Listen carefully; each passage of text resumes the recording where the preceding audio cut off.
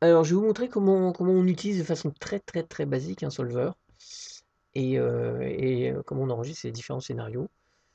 Euh, bon, là, je vais prendre comme exemple des prévisions budgétaires, par exemple sur la vente de 2 articles.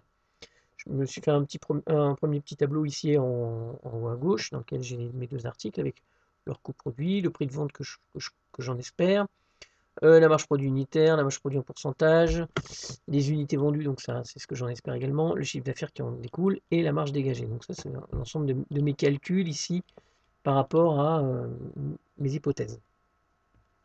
Et puis dans un deuxième tableau à droite, je fais ce qu'on appelle un phasing dans le jargon un contrôle de gestion là, donc je vais éclater en fait mes ventes par mois. Donc j'applique un pourcentage ici qui correspond à une saisonnalité prévue de vente. Et puis donc je vais récupérer les unités qui sont prévues dans mon tableau de gauche et les appliquer en fonction du pourcentage que j'ai mis au-dessus. Pour arriver, bon an mal an, plus ou moins, parce que je fais un arrondi, donc les pourcentages qui sont là, pour pas avoir un nombre d'unités à virgule.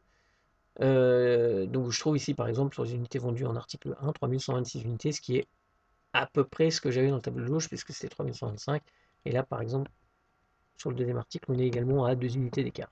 Voilà, bon. Et puis ici, on a un chiffre d'affaires consolidé et le tout alimentant les graphiques qui sont en dessous, bien entendu.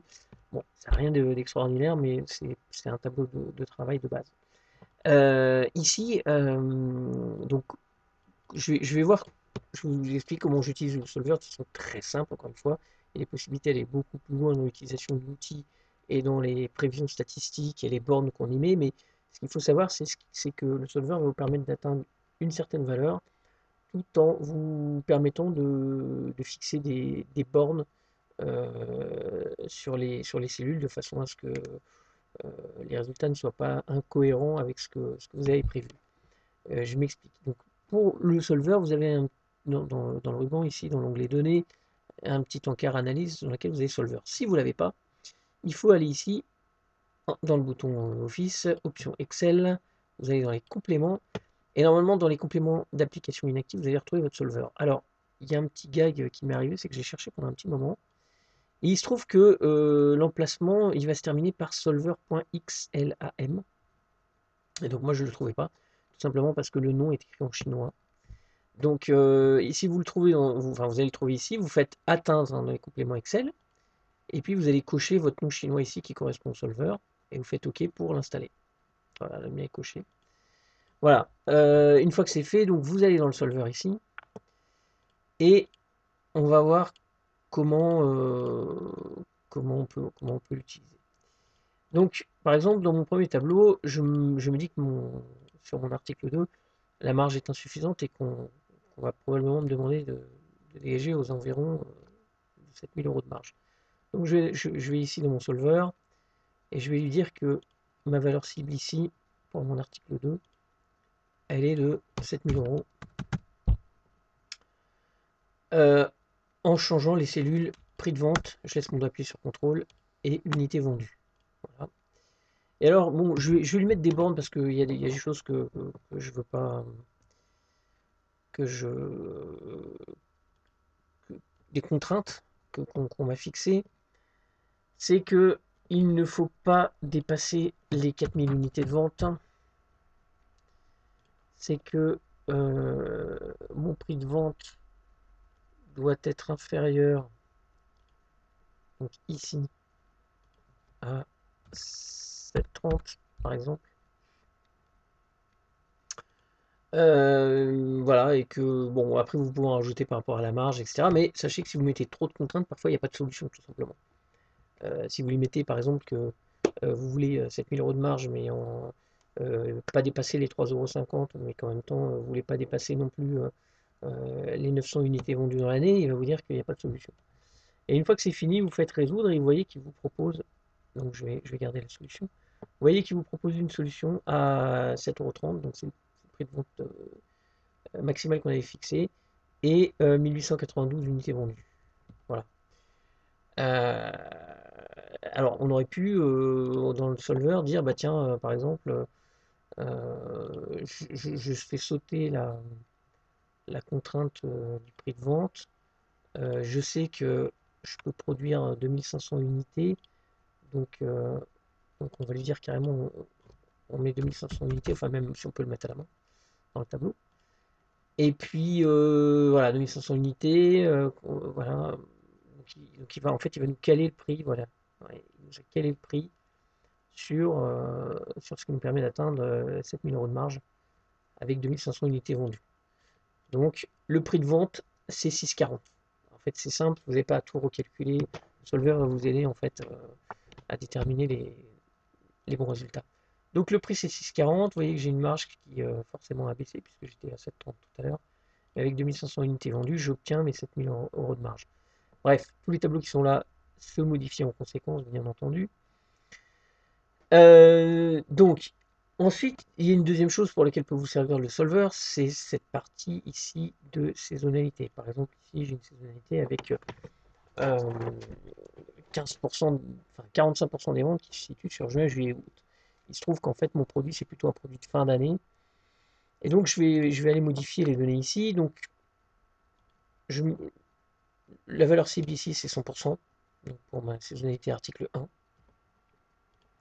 Donc, je mets valeur 100% 1. Les cellules variables, bah, c'est toutes les cellules qui sont là. Voilà. Les contraintes. Les contraintes, alors évidemment, on va les modifier. Donc j'ajoute une contrainte, je lui dis que octobre, novembre, décembre, puisque c'est un produit de fin d'année, doit être supérieur ou égal à 20% des ventes à peu près, on va dire 15, pas gérer. Et puis que on sait que juin, juillet, août, c'est super creux, et donc ça va être inférieur à 5%. Voilà. Ok, et je fais résoudre. Donc voilà, j'ai mon 100%. Il m'a mis un 17% en octobre, novembre, décembre. 5% juin, juillet, août. Bon, après, il se base aussi sur les éléments qui sont déjà renseignés dans votre tableau. Donc, j'avais déjà des valeurs. Vous voyez que ça remonte un petit peu les autres ici. Bref, j'avais les valeurs qui sont en dessous en saisonnalité article 2. C'était les mêmes. Donc, voilà une nouvelle articulation de la saisonnalité qui est prévue pour cet article 1. Grâce. Ah non, j'ai pas gardé. Bon, je vais le refaire tourner. C'est pas grave. Hop. Grâce au solver. Voilà, vous avez la possibilité donc d'aller beaucoup plus loin dans les options. Là, c'est beaucoup plus spécialisé. Je vous conseille de regarder. Si vous êtes spécialiste en statistique, de vous renseigner. Moi, j'utilise pas tout ça. J'utilise simplement pour ajuster rapidement les données sans avoir à tout recalculer à la main. Je trouve ça assez pratique. Ensuite, il y a ce qui permet d'analyser les scénarios. Donc un gestionnaire de scénario, ici, par exemple, on va enregistrer cette version-là. Donc ici, c'est en modifiant les... Alors, le nom du scénario, par exemple, on va dire prix de vente élevé.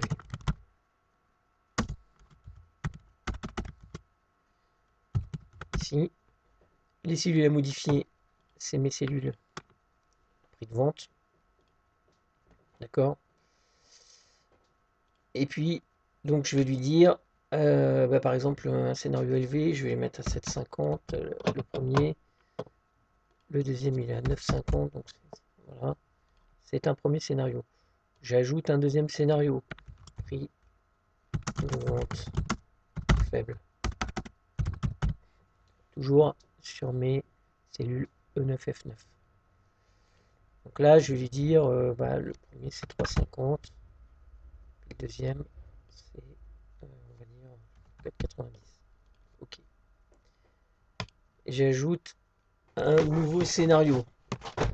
Prix de vente moyen. Même si, voilà. Et puis là, je garde les éléments qui sont là. Voilà. Donc ici, en fait, du coup, vous avez, quand vous faites afficher ici, les différents scénarios que vous avez enregistrés.